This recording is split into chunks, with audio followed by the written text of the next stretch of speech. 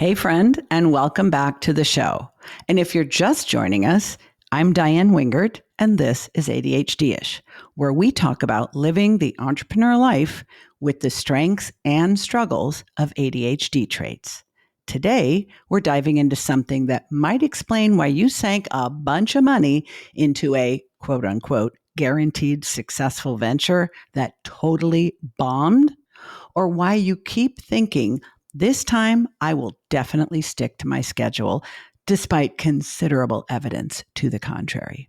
I called this episode Mind Traps and Thought Loops, but I could just have easily called it The Lies My ADHD Brain Tells Me. So let's dig in.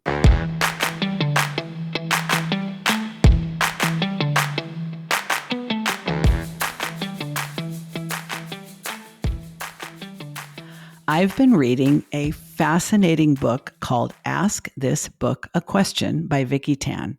It was given to me by one of my clients as a birthday gift, and it's all about how cognitive biases affect our thinking and the stories we tell ourselves. And holy shit, it has hit home for me as someone with ADHD who's running a business, and I couldn't wait to share what I've learned with you.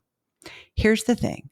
Our ADHD brains get caught in mind traps and thought loops just like everyone else's, but ours have a tendency to either spark brilliance or lead us straight into a wall. Understanding our cognitive biases can be the difference between getting stuck in destructive patterns and leveraging our unique brain wiring for success. So let's get into it. How our ADHD brains process information, why we tend to repeat the same patterns again and again, no matter how painful they are, and how we can work with our natural tendencies instead of constantly fighting against them. Are you ready? Well, let's start with the basics. I mean, what the hell are cognitive biases anyway? Cognitive biases happen to everyone, all humans, not just those of us who are neurospicy. Cognitive biases are basically mental shortcuts that our brain takes to process information quickly. If you're a longtime listener, you've heard me talk about the fact that our brains are lazy mofos that want to take the easy route. And that means they're not character flaws, these cognitive biases. They're our brain's survival mechanisms that have allowed us to evolve by making decisions quickly and not getting overwhelmed by data. One of the things I love about Tan's book is that she doesn't take the approach of, let me list all the ways your brain is broken. Instead, she reframes all of these biases as potential tools when understood correctly. It's not about eliminating them as if we could. It's about making them work for us. Now, when you add ADHD to the mix, things get really interesting. Our ADHD brains are particularly susceptible to certain kinds of cognitive biases because of how we process information, emotion, and time. We often make decisions based on our immediate feelings rather than careful analysis.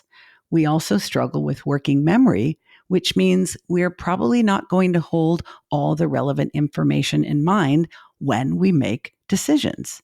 And our time perception issues mean we're also not so great at learning from past experiences or accurately predicting future outcomes.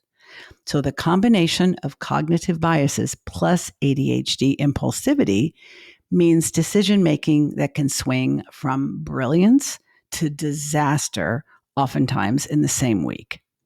I think of cognitive biases like those friends that are really fun to have at parties, but they're not the ones you call when you need help to move. They serve a purpose, but you need to know when to listen to them and when to call on different friends. For entrepreneurs with ADHD, understanding these biases is like having a user manual for our own quirky decision-making processes. You ready for more? All right, here's the first one. This is the one I think of as ADHD's double-edged sword, and I call it the optimism bias. We need to talk about this one because it is probably one of the most relevant for those of us who are entrepreneurs. This is our tendency to overestimate potential positive outcomes and underestimate negative ones. It's why we think this project is only going to take 2 days when it actually requires a couple of weeks. It's why we believe this idea is guaranteed to work despite having done minimal or no market research. And it's why we convince ourselves, I will definitely remember these details without writing them down, even though we already know our working memory is about as reliable as gas station sushi. Ew.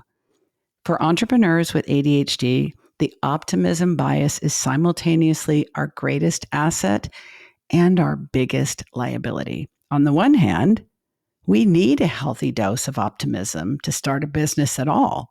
On the other hand, unchecked optimism can lead to poor or absent planning, overcommitting, and financial risk taking that will make your accountant want to weep into their spreadsheets.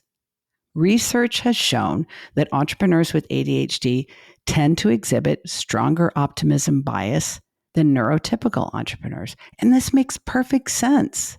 It's the same optimism that drives our innovation and creativity. And it also makes us vulnerable to ignoring the very warning signs that would have prevented us from our repeat patterns of failure. Let me give you a personal example. Last year, I agreed to take on a project that I estimated would take about 20 hours. Easy peasy, right? But I made this estimate based on my hyper-focus, best case scenario self, not accounting for admin tasks, communication time, and the fact that I'm never going to be in the zone every single time I sit down to work. Well, 60 hours later, I did deliver a great project. But at that rate, it worked out to something close to minimum wage. Classic optimism bias. Now, Vicki Tan talks about how optimism bias isn't something to eliminate, it's something to calibrate. And I love the thinking behind this. We can't change how our brains function, but we can learn how to better work with them. In the book, she suggests that cognitive biases can either sharpen your judgment or lead you astray. When optimism bias is calibrated and calculated properly, it allows us to see possibilities where others only see obstacles. When it's not checked, it leads us to charge ahead blindly. So the question becomes, how do we keep our entrepreneurial optimism while building in reality checks? Well, I have found that the most effective strategy is external accountability. I have business besties who know to question me whenever I say something will just take a couple hours. My project management system also forces me to break tasks down into their component parts, which makes estimation more accurate. I also like to use Goblin tools, which I will link to in the show notes if you're not already familiar, because there is an estimator tool built in. I also track my time when I'm doing something for the first time, because eventually I will do a similar project and I can be reminded how long it actually took instead of the usual ADHD amnesia kicking in. The next cognitive bias that Tan explores in the book is one that will absolutely wreak havoc for ADHD entrepreneurs. It is called the fundamental attribution error. This refers to our tendency to attribute other people's behavior to their character while attributing our own behavior to circumstances. Feeling called out right now, are you? It's the mental shortcut that makes us think, my employee is lazy when they miss a deadline, but I was overwhelmed when we miss our own. Or my business partner just doesn't give a shit when they forget important details, but I was hyper-focused on something else when we do the same. This bias is relationship poison for entrepreneurs with ADHD. Why? because we already struggle with consistency, follow through, and time management. The very things that we might judge others for very harshly, but are often guilty of ourselves. The problem is that it creates a double standard where we expect understanding for our ADHD traits while oftentimes refusing to extend the same grace to others.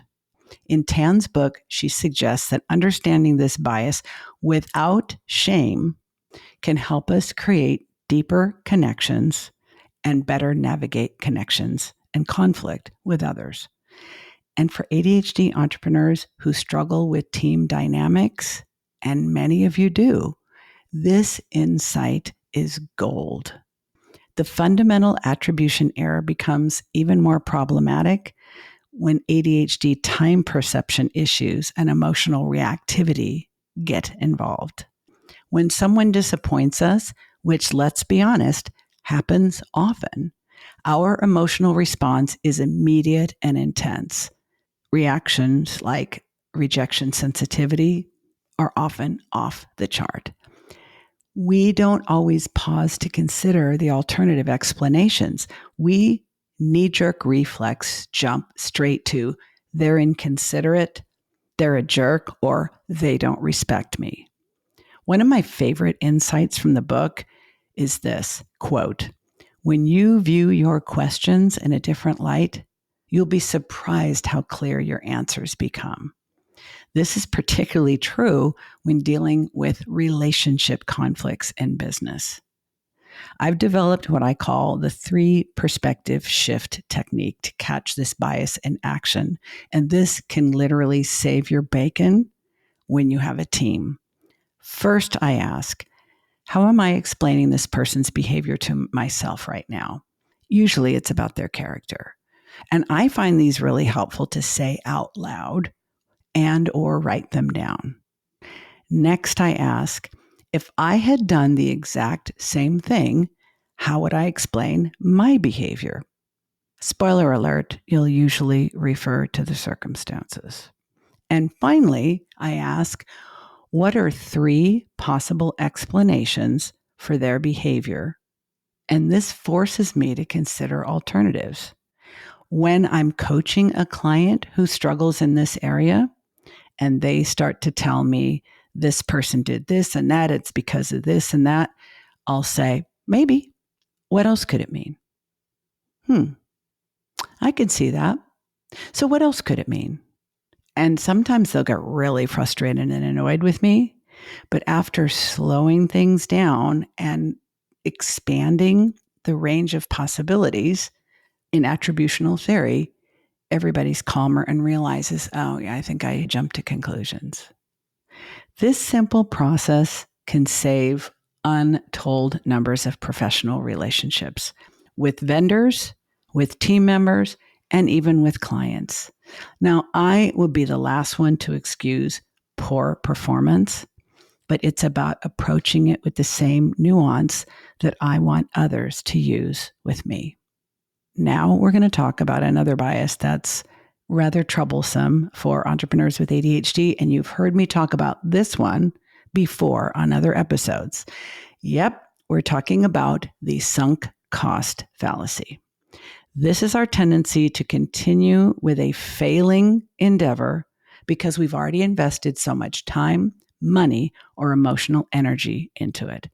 It's why businesses keep pouring resources into product lines or offers that are simply not performing. It's why entrepreneurs will stick with business models that simply aren't working no matter what.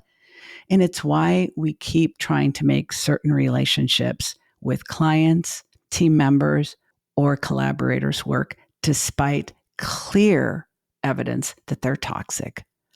ADHD entrepreneurs, in my experience, are particularly vulnerable to this bias for several reasons.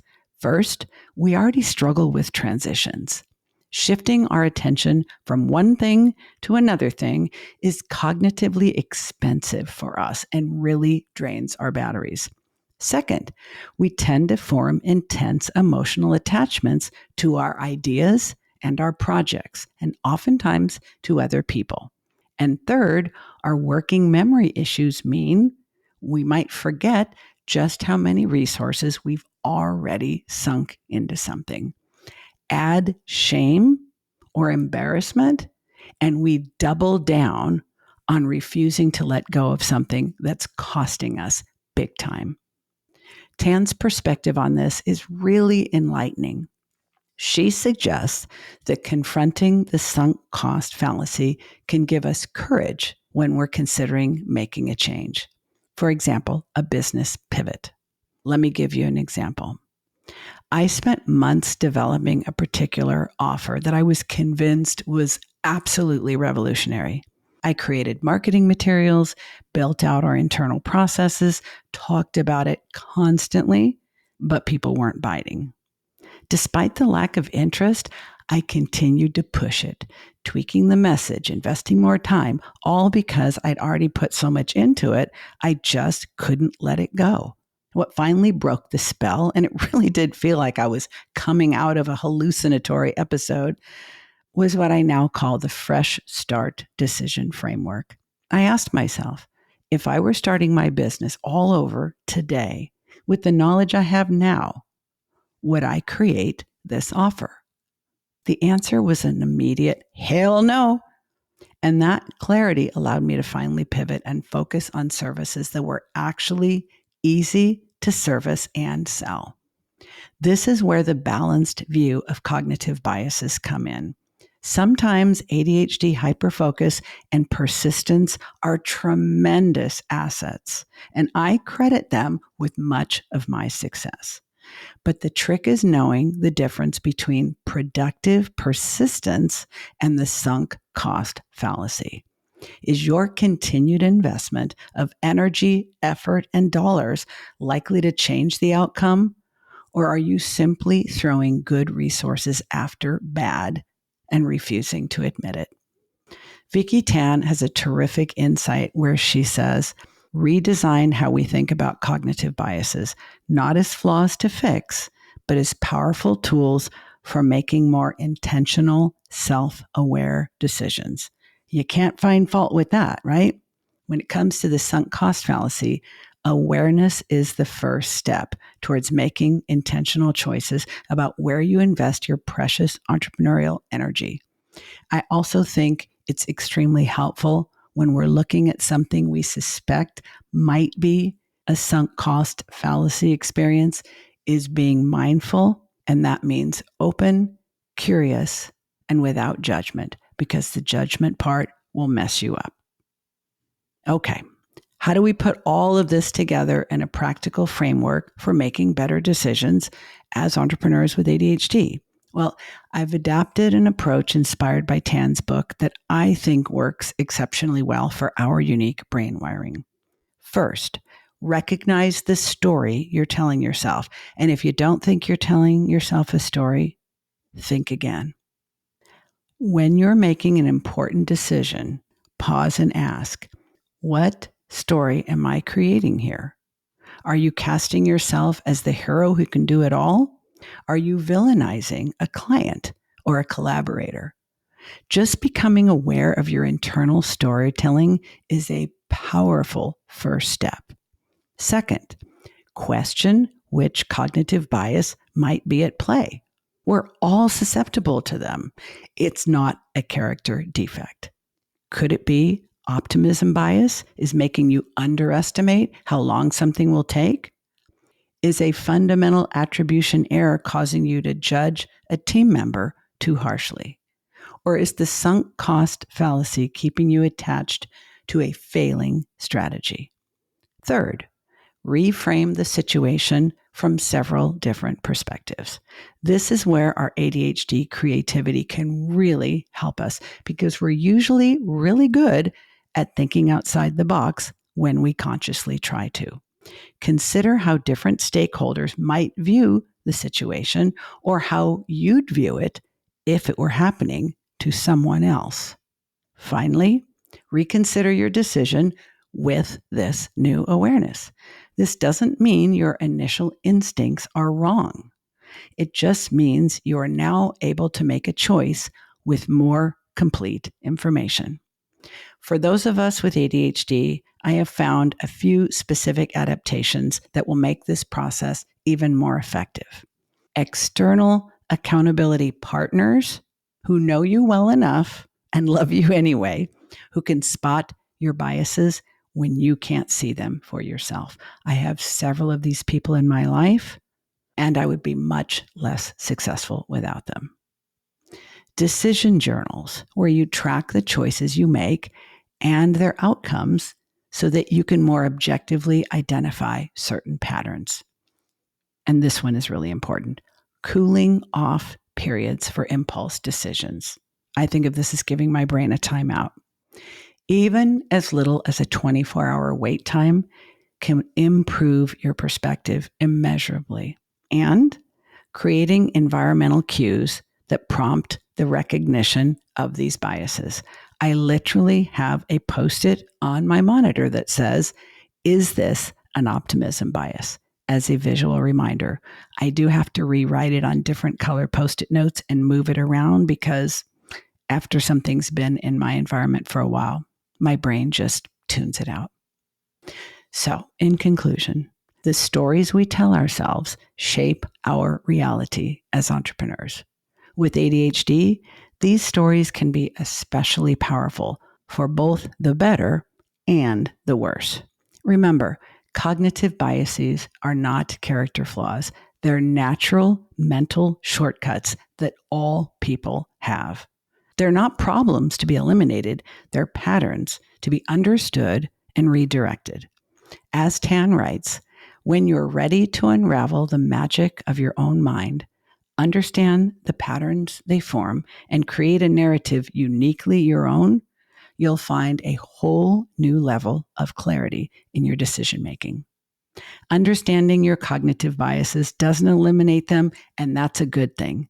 It means transforming them from unseen potential saboteurs into conscious tools that you can choose to wield deliberately.